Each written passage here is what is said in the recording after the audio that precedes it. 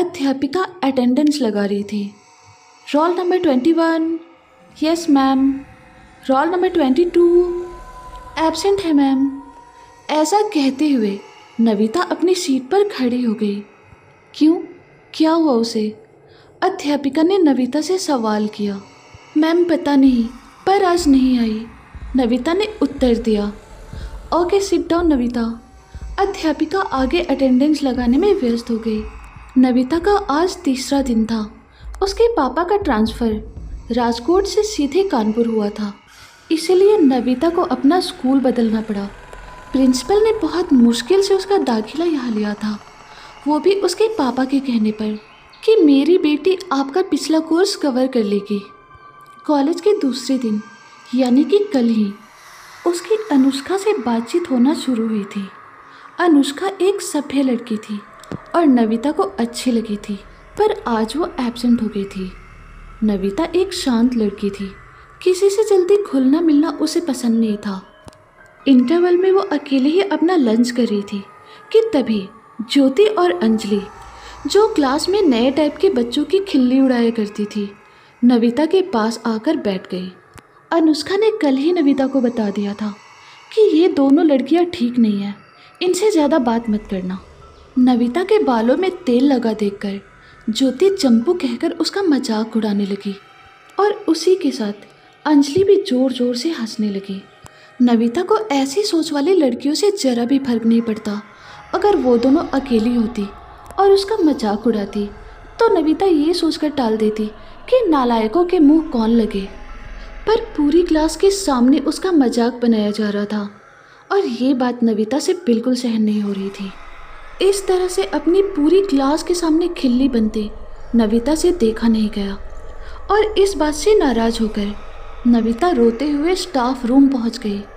Staff room में बैठी सारी टीचर किसी विषय पर बात कर रही थी और नविता का अचानक से यूँ रोते हुए अंदर आना देखकर वो सभी चौंक गई। उसे रोता हुआ देखकर सारी टीचर उससे पूछने लगी, क्या हुआ बेटा, तुम रो क्यों रही हो? नविता को थोड़ा डर तो लग रहा था, पर उन बेमिजाज लड़कियों पर बेहद गुस्सा आ रहा था। उसने सिसकते हुए वो हर एक बात बता दी जो उसके साथ उन लोगों ने किया था। उसने ज्यों का त्यों सब बता दिया।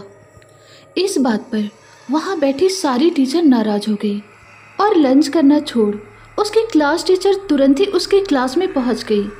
क्लास टीचर गुस्से में आग बबूला थी। अब तो उन्होंने ज्योति और अंजलि को पूरे क्लास के सामने उठक बैठक करने की सज़ा दे दी। अब ज्योति और अंजलि दोनों का ही मुंह उतर गया और दोनों मिलकर टीचर से माफ़ी मांगने लगी, पर क्लास टीचर ने उनकी एक न सुनी और डांट लगाकर उनसे उठक बैठक लगवाई। यह देखकर कुछ लड़कियां मुंह नीचे कर धीरे धीरे हंस रही थी। उन हंसती हुई लड़कियों को देखकर अंजलि और ज्योति का खून खौल गया। दोनों ने अब तक जो भी धाक उन लड़कियों के सामने जमाई थी वो सब मिट्टी में मिल गया था। अब तो वो दोनों नविता से अपनी बेइज्जती का जबरदस्त बदला लेने की सोचने लगी। ऐसे ही दिन बीतते गए। ना नविता ने कभी उन दोनों से बातें की और ना ही उन दोनों को कभी नविता सुहाई। वो दोनों बस बदले की आग में झुलस रही थी। अब उस दिन के बाद से ज्योति और अंजलि से कोई भी लड़की नहीं डरती। जब भी दोनों किसी लड़की को परेशान करती तब सब उनकी शिकायत लेकर स्टाफ रूम पहुंच जाती थी। इससे आए दिन उन दोनों को सज़ा मिलती रहती, पर इसकी शुरुआत तो नविता ने की थी। नविता का व्यवहार देखकर उसकी सहेलियों की संख्या बढ़ती रही। भले ही वह पढ़ाई में ज़्यादा तेज नहीं थी, पर उसके सबकी मदद करने वाले व्यवहार को देखकर वो जल्द ही सबकी चहेती बन गई और ये बात ज्योति और अंजलि को जरा भी पसंद नहीं आती थी। कुछ दिनों के बाद कॉलेज में क्रिसमस का फंक्शन होने वाला था और इस बार यहाँ एक प्ले होने वाला था जिसमें अंजलि के साथ नविता और अनुष्का ने भी हिस्सा लिया था। पर फंक्शन के दिन ही अनुष्का को अचानक से पीरियड पेन शुरू हो गया, जिस कारण उसने अपना रोल करने से मना कर दिया था और उसके बाद उसका रोल ज्योति को मिल गया। उनके कॉलेज में एक और बात प्रचलित थी और वो ये कि टॉयलेट में भूत रहता है। ये लगभग सारे कॉलेज में एक सी कहानी होती है जो बचपन में लगभग सारे ही बच्चों ने अपने सीनियर्स के मुंह से सुनी होती है। फिलहाल नविता के पिता ने उसे इतना निडर बनाया था कि वो अंधविश्वास पर जरा भी विश्वास नहीं करती थी। नविता तैयार होकर वॉशरूम में गई, पर ज्योति और अंजलि ने बाहर से कुंडी लगा दी। अब नविता क्या करती? नाटक भी शुरू होने वाला था। नविता जोर जोर से दरवाज़ा पीटने लगी, पर नाटक की तैयारी करने में कॉलेज का सारा स्टाफ स्टेज पर ही व्यस्त था। उसके दरवाज़ा पीटने की आवाज़ कोई नहीं सुन पाया। अब नविता क्या करती? उसके पास कोई चारा नहीं था सिवाय दरवाज़ा खटखटाने के। दरवाज़ा पीटते हुए बहुत देर हो चुकी थी। अब नविता टूट चुकी थी। उसके आंखों से आंसू बहने लगे थे। वो टॉयलेट की सीट को कवर करके बैठ गई। उसका मन घबराने लगा था और वो ये सोचकर कि क्रिसमस की 1 हफ्ते की छुट्टियां भी है और अगर दरवाज़ा नहीं खुला तो मैं तो यहाँ मर ही जाऊंगी। ये सोचकर उसका मन और दुखी हो गया। इंतजार करते करते लगभग शाम हो गई। रोशनदान से आने वाली रोशनी भी आना बंद हो गई और तब नविता जान गई कि अब तो रात हो गई है। उसका कॉलेज अब बंद हो गया होगा। उसकी क्लास टीचर ने उसे सारे क्लास में ढूंढा था, पर वो कहीं नहीं मिली। इससे निराश होकर उसका रोल भी किसी और को देकर स्टेज पर भेज दिया गया था। नविता यहाँ दुखी बैठी ही थी कि अचानक ही उसे तेज दुर्गंध महसूस हुई, जिस कारण उसने अपनी ड्रेस को ऊपर उठाकर उससे अपनी नाक को बंद कर लिया। तभी उसे एहसास हुआ कि कोई तो उसके पीछे खड़ा है। अब नविता का ऐसा हाल था कि अगर उसे काटो तो खून न निकले। एक तो अंधेरा टॉयलेट और ऊपर से कुछ ऐसा हो रहा हो तो कल्पना की जा सकती है कि किसी का क्या हाल हुआ होगा। फिर भी नविता ने हिम्मत करके पीछे देखा तो उसने देखा कि पीछे कोई नहीं था। अब उसके जान में जान आई कि ये उसका वहम था। उसके मम्मी पापा रात को उसे ढूंढते हुए जरूर यहाँ आएंगे, ऐसा उसने अपने आप को तसल्ली दी और अपने स्कूल की प्रार्थना का गीत गाने लगी। है मालिक तेरे बंदे हम, ऐसे हो हमारे करम, नेकी पर चले और बदी से डरे ताकि। इतना गाकर वो अचानक रुक सी गई। एक दूसरी आवाज़ भी उसे अपने साथ गाती हुई महसूस हुई। है मालिक तेरे बंदे हम, ऐसे हो हमारे करम, नेकी पर चले और बदी से डरे ताकि हंसते हुए निकले दम। अब तो नविता इतना घबरा गई कि दोनों हाथों से मुंह छुपाते हुए वो जोर जोर से मदद को चिल्लाने लगी। कोई है? कोई आओ, दरवाजा खोलो जल्दी। कोई है? प्लीज दरवाजा खोलो, खोलो।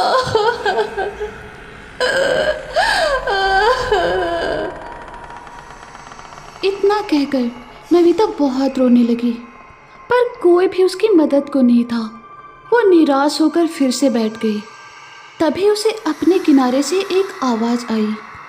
रो मत नविता, मैं तुम्हें कुछ नहीं करूँगी। कौन हो तुम? नविता ने चीखते हुए पूछा। अरे चीखने की ज़रूरत नहीं है, मैं ही तो हूँ।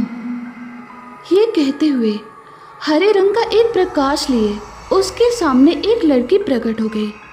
उसके शरीर से हल्के हरे रंग की रोशनी आ रही थी। वो एक दुबली पतली सी लड़की थी जिसने उसी के स्कूल की ड्रेस पहनी हुई थी। उसके बाल उलझे हुए थे और उसकी आंखों के नीचे काले घेरे थे। उसे देखकर नविता का तो बुरा हाल हो गया था और वो फिर से भागकर दरवाज़ा पीटने लगी। रुको नविता, मैं पूरी नहीं हूँ। ऐसा कहकर वो नविता के पास आ गई। मत आओ मेरे पास, मुझे कुछ मत करो प्लीज़। नविता ने अपनी आंखों पर हाथ रखते हुए कहा। नविता, नविता सुनो, डरो मत। देखो देखो इधर, मैं दूर खड़ी हो जा रही हूँ।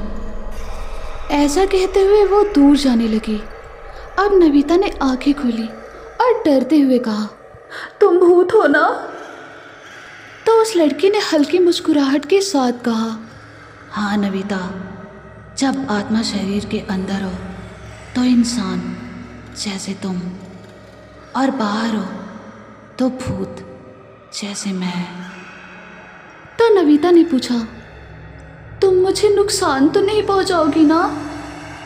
तो उस लड़की ने जवाब दिया, नहीं नविता, अरे मैं ऐसा क्यों करूँगी।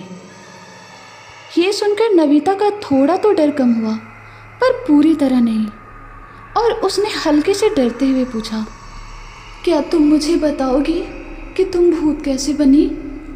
ये सुनकर वो लड़की हंसने लगी, पर उसकी हंसी थोड़ी तीखी थी।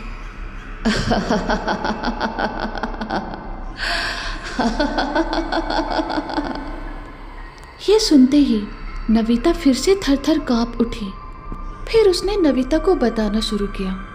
बात सन 1985 की है।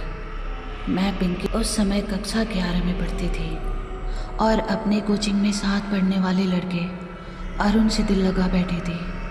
वो भी मुझसे बहुत प्यार करता था, पर हमारे प्यार के बीच एक लड़की आ गई जिससे आए दिन मेरा झगड़ा होने लगा।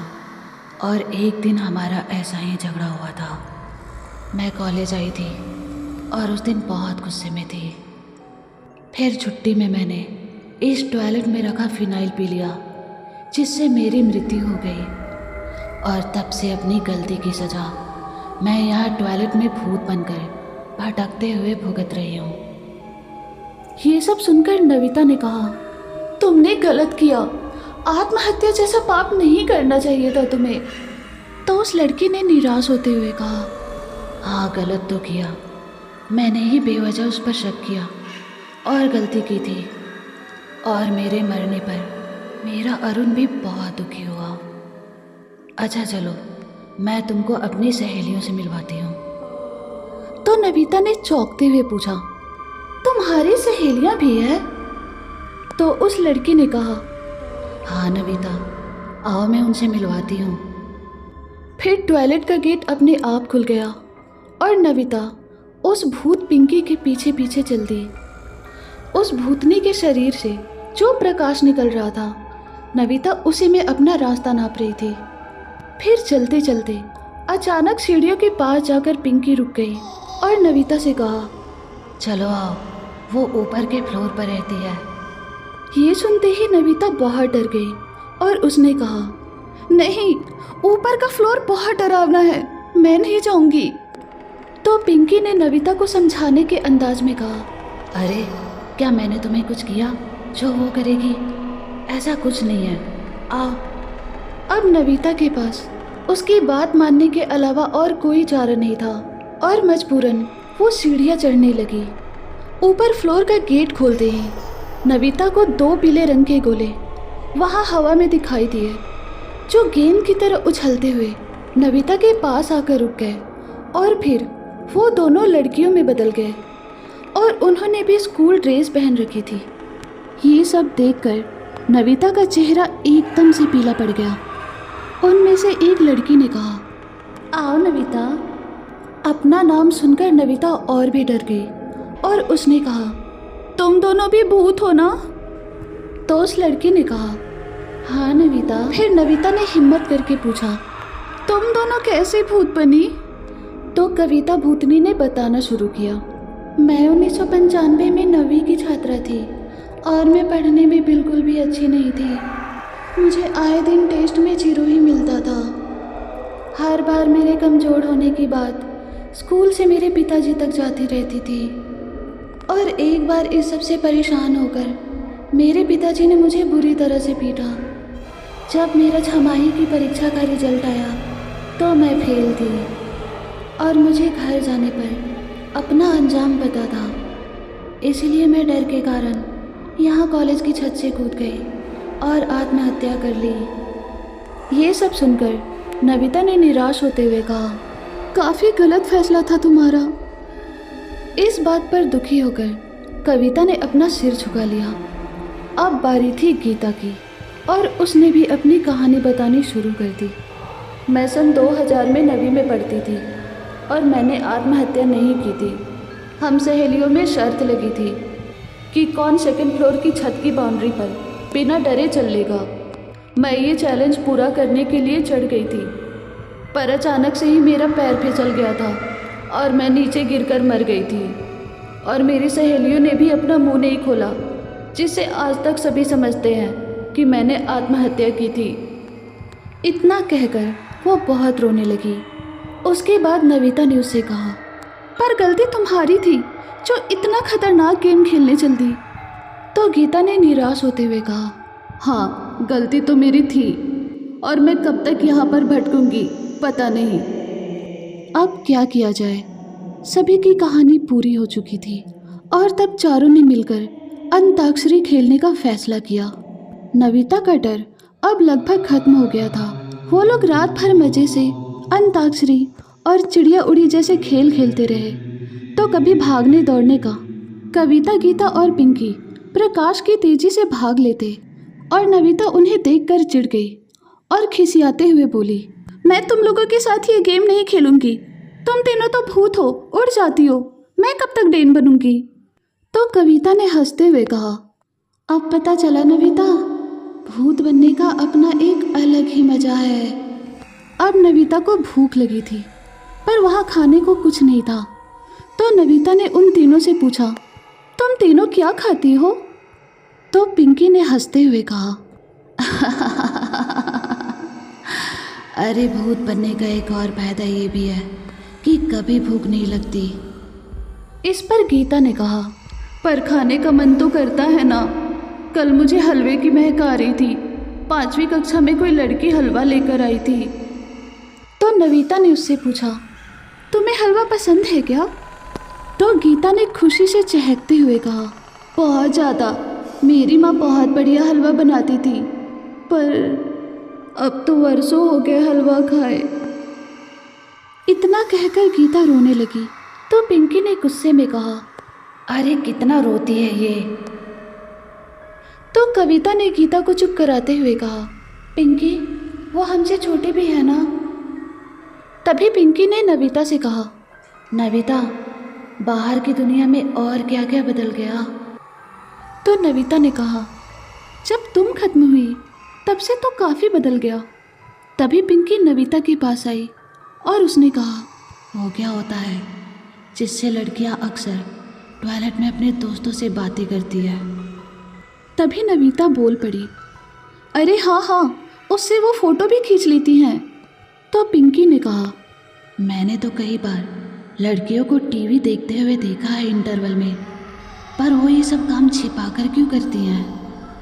इस पर नविता ने मुस्कुराते हुए उत्तर दिया, अरे वो मोबाइल है और कॉलेज में सभी को अलाउ नहीं है। तो तीनों ने एक साथ पूछा, मोबाइल?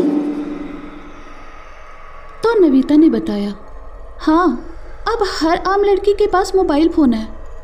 अरे यार, मैं तो भूल ही गई, मेरा मोबाइल फ़ोन भी तो मेरे बैग में ही होगा। और यह कहते हुए नविता ने अपने सर को चपट लगाई। वो नीचे अपने क्लासरूम में गई। वहाँ उसका बैग पड़ा था। उसने जल्दी से अपने बैग से अपना मोबाइल फ़ोन निकाला जो साइलेंट पर था। मोबाइल में अब सिग्नल भी नहीं थे और उसके फ़ोन में उसकी माँ के 20 मिस्ड कॉल पड़े थे। नविता थोड़ी इमोशनल हो गई। उसने अपनी फ़ोन गैलरी में अपनी माँ की फ़ोटो देखी और चूमते हुए कहा, मैं ठीक हूँ माँ। उसके पीछे पीछे वो तीनों भी आ गई। उन्होंने फ़ोन को पहली बार देखा था। फिर पिंकी ने कहा, बड़ा सुंदर है ये, चलो एक सेल्फी हो जाए। ये कहते हुए नविता ने अपने फ़ोन की लाइट जलाई और खुशी से फ़ोन को अपनी ओर घुमाया जहाँ वो तीनों भी उसके पीछे खड़ी थी। सेल्फी मतलब? तीनों ने एक दूसरे को देखते हुए पूछा। उसके बाद नविता ने जवाब दिया, सेल्फी मतलब फ़ोटो। ये सुनते ही तीनों ने अपने हाथों से ही अपने बाल को ठीक किए, पर अफसोस कि फ़ोन में उन तीनों की कोई भी तस्वीर नहीं आई क्योंकि वो तीनों भूत थी। तीनों मायूस हो गई। तो नविता ने कहा, अरे निराश मत हो, चलो इस पर गाना बजाकर नाचते हैं। ये सुनकर तीनों ने आश्चर्य से कहा, अच्छा गाना भी बजता है? तो नविता ने कहा, हाँ, कौन सा बजाऊं? तो पिंकी ने खुश होते हुए कहा, फिल्म गुलामी का बजाओ या फिर राम तेरी गंगा मैली का कोई भी बजा लो। अरे नहीं नहीं, ये फिल्म तो काफ़ी पुरानी है, मेरे फ़ोन में भी नहीं है और नेट चल नहीं रहा है। चलो मैं एक हनी सिंह का गाना बजाती हूँ, फिर सब नाचेंगे, नविता ने उछलते हुए कहा। उसके बाद उसने हनी सिंह का गाना लगाकर फ़ोन रख दिया और गाना बजने लगा। अब चारों खूब नाचने लगी, जैसे आज दिल खोलकर नाचने का मौका मिला हो। नाचने के बाद नविता थक गई, पर वो तीनों नहीं रुकी और गाने बज बज के फ़ोन की बैटरी भी थक कर ख़त्म हो गई। तो गीता ने मायूस होकर कहा, ओह ये तो रुक गया।